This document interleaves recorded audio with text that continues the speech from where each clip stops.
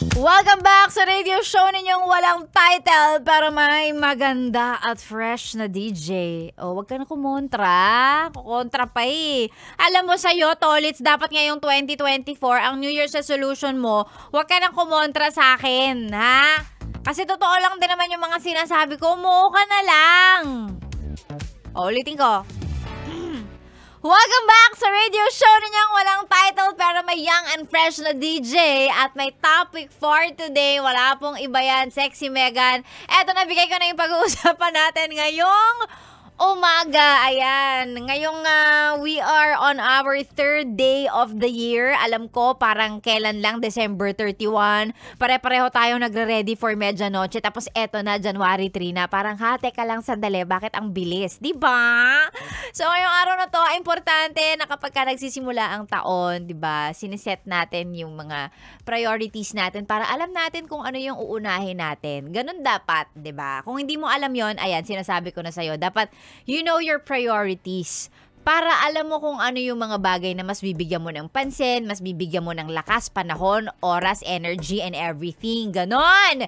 So ngayong araw na to, gusto lang malaman ni Sexy Megan mula sa'yo, ano-ano ang iyong mga 2024 priorities. Ayan, mga bagay na uunahin gawin.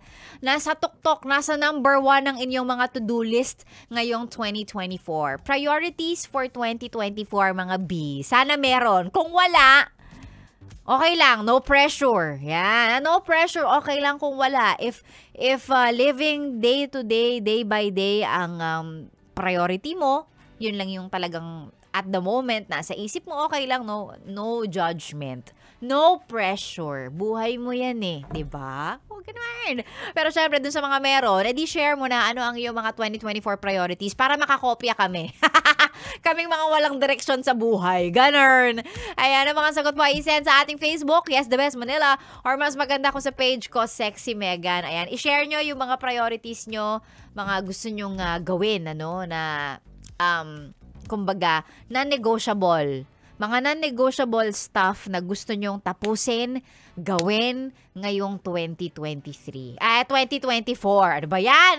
2024. Ayan. Mga pagkakamali ng bagong taon. 2023, 2024 na po pala. Ayan. Priorities. 2024 priorities. Again, isend lang po sa ating FB page and we will read those messages, those answers later. And of course, mawalang galang na, paki-like, paki-follow ang mga social media accounts namin. Ayan, ang Facebook ng Yes at Facebook ko po, Sexy Megan. Ganon din sa TikTok, sa Twitter, sa Instagram, sa YouTube. Isa-search nyo lang po yan.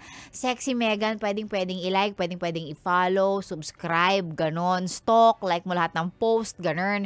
And thank you very much, of course. Sexy Megan po ang niyong kasama hanggang mamaya pang alas 9. Dito lang sa stasyong nakakayang, nakaka-fresh pa rin. Ngayong 2024, this is 101.1.